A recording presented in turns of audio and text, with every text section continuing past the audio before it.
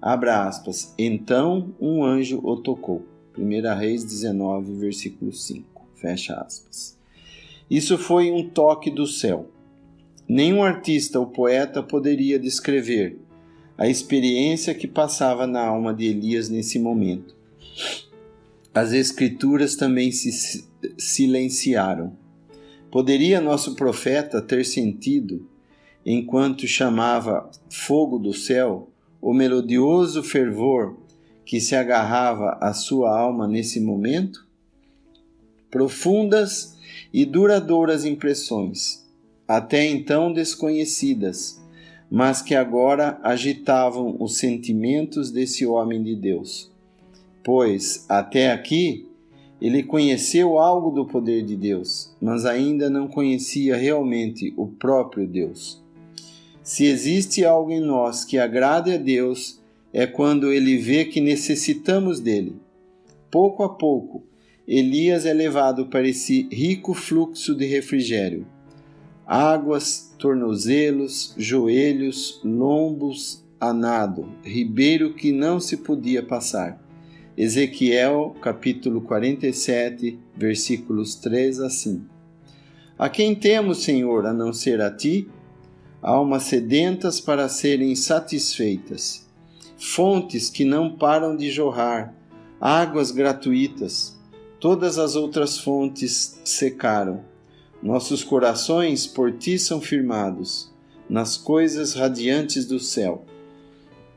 Estranho que sempre nos esquecemos. Teu mais fiel e próprio amor. Estrofe do hino 153 do Inário Little Flock, do inglês. Ninguém pode ensinar como Deus. Bem que poderíamos estar mais tempo a sós com Ele. Se você pudesse ver a Jesus quando Ele estava aqui, você o acharia onde houvesse necessidades. Será que estamos aprendendo as lições que nós só poderíamos aprender enquanto estivermos nesse mundo? Mundo que se tornou um deserto para a fé? E foi assim no momento de maior fraqueza que o anjo o tocou. O bálsamo do céu pode curar os sofrimentos desse mundo.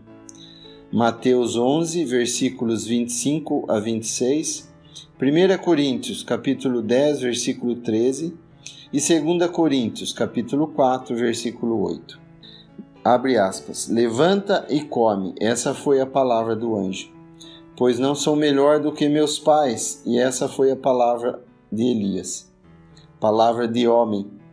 Se pudéssemos olhar por trás do fino véu que esconde o invisível, nós seríamos como os anjos. Ainda assim, se a fé é ativa, o resultado de andar perto do Senhor seria o de viver na atmosfera celestial e conhecer melhor a vontade de Deus. Nós nos conheceríamos melhor também e o resultado seria uma maior intimidade com nosso Deus e seu amor. Isso com certeza traz confiança.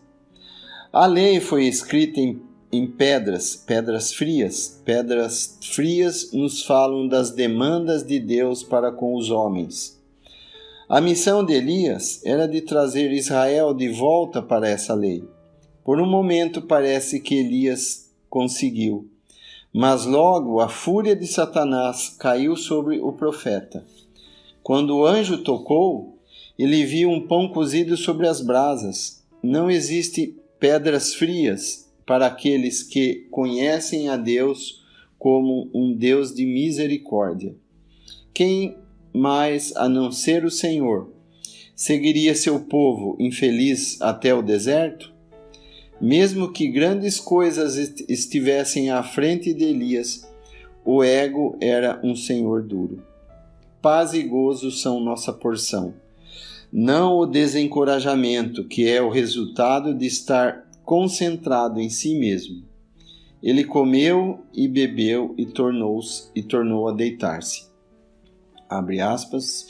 E o anjo do Senhor tornou segunda vez e o tocou e disse: Levanta-te e come, porque muito comprido te será o caminho.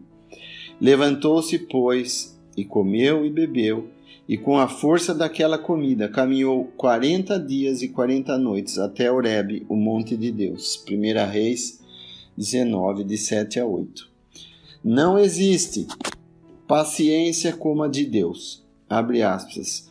Antes Deus fala uma e duas vezes, porém ninguém atenta para isso. Fecha aspas, Jó 33, versículo 14. Porque muito comprido te será o caminho. 1 Reis 19, 7. Se Cristo não tivesse dito, abre aspas, eu nunca os deixarei, nem vos abandonarei, fecha aspas, nós não conseguiríamos seguir no caminho. Foi-nos permitido levantar e comer a provisão dada pelo anjo, para que não esmorecêssemos pelo caminho. Nenhum homem, naturalmente falando, poderia ficar sem comida e sem bebida por 40 dias. Nosso caminho é como um milagre. Assim como aconteceu com Elias, seguimos nosso caminho em direção ao nosso lar, através dos testes e provações dessa vida. Quando a lei foi dada, Moisés nem comeu, nem bebeu por 40 dias e 40 noites. Deuteronômio 9, de 9 a 18. Elias, figura de Cristo, vai até o Monte Horebe, ou Monte Sinai, para responder diante de Deus pelo povo que tinha desobedecido à lei. Cristo, de igual modo, ficou sem comida e sem bebida por 40 dias e 40 noites, sendo tentado por Satanás no deserto. Para Elias, foi dado comida e bebida suficiente por 40 dias, período completo de provação. O Monte Sinai era o monte que Israel não podia tocar. Elias, ao contrário, estava tranquilo lá. Na cruz, Jesus estava no Monte Horebe. Ele suou gotas de sangue que caíram no chão e lá ele intercedeu por nossas almas. Na cruz também ele foi feito pecado. Foi exatamente ali que Jesus iniciou o transporte para as bênçãos eternas. Elias, ao contrário, encerra sua missão falando contra o povo de Deus. Abre aspas. E ali entrou numa caverna e passou ali a noite, e eis que a palavra do Senhor veio a ele e lhe disse: Que fazes aqui, Elias? E ele disse: Tenho sido muito zeloso pelo Senhor dos Exércitos, porque os filhos de Israel deixaram o teu concerto, derribaram os teus altares e mataram os profetas à espada. E eu só fiquei e buscam a minha vida. 1 Reis 19, de 9 a 10. Após ter achado refúgio na caverna, Elias ouve a palavra do Senhor dizendo: Que fazes aqui, Elias? E a resposta foi muito triste. Na presença do Senhor, ele se lembra das falhas do povo de Deus. E ainda ele diz que ele foi o único fiel em Israel e acrescenta também que querem lhe tirar a vida por isso. Quando Jesus foi para Horebe, ele falou alguma coisa contra nós? Nunca. Precioso Salvador. Ele tomou nosso lugar diante do Deus Santo. Ninguém, a não ser Deus, saberá o que ele sofreu por nós. Abre aspas. Porque o peso do cobre se não esquadrinhava, 2 Crônicas 4, versículo 18. Onde o cobre é uma figura do julgamento do Deus Santo. Aqui, o amor de Deus pelo pecador é visto em toda a sua beleza e brilho. E porque Jesus foi a Horebe para interceder por nossas almas e derramar o seu sangue para a nossa redenção. Louvado seja seu nome. Elias foi o único profeta cuja falha foi lembrada no Novo Testamento. Abre aspas. E ele disse: Sai para fora e põe-te neste monte perante a face do Senhor. E eis que passava o Senhor, como também um grande e forte vento que fendia os montes e quebrava as penhas diante da face do Senhor. Porém, o Senhor não estava no vento. E depois do vento, um terremoto, e o Senhor não estava no terremoto. E depois do terremoto, um fogo, porém o Senhor também não estava no fogo. E depois do fogo, uma voz mansa e delicada. 1 Reis 19, versículos 11 e 12. Aqui temos a sua consciência sendo alcançada. Em João capítulo 4, o Senhor disse para a mulher: vai, chama a teu marido e vem cá. João 4, versículo 16. Às vezes, a única maneira de aprendermos é sermos privados de nossos privilégios. E estando diante de Deus, no monte, ele testemunhou poder, um grande e forte vento, um terremoto e fogo. Isso foi suficiente para animar o profeta? Deus é todo-poderoso. Não há quem possa estorvar a sua mão. Ele diga: que fazes? Daniel 4, versículo 35. Deus não estava em nenhuma dessas demonstrações de poder, muito embora o poder era dele. O coração tem de ter um objeto no qual possa descansar. O poder pode ser muito bom quando tem lugar, mas nunca para conforto, gozo, descanso e amor. Abre aspas, e sucedeu que, ouvindo Elias, envolveu o seu rosto na sua capa e saiu para fora, e pôs-se à entrada da caverna, e eis que veio a ele uma voz que dizia: que fazes aqui, Elias? E ele disse: eu tenho sido em extremo zeloso pelo Senhor Deus dos exércitos, porque os filhos de Israel deixaram o teu concerto, derribaram teus altares, e mataram os teus profetas à espada, e só eu fiquei, e buscam tirar a minha vida.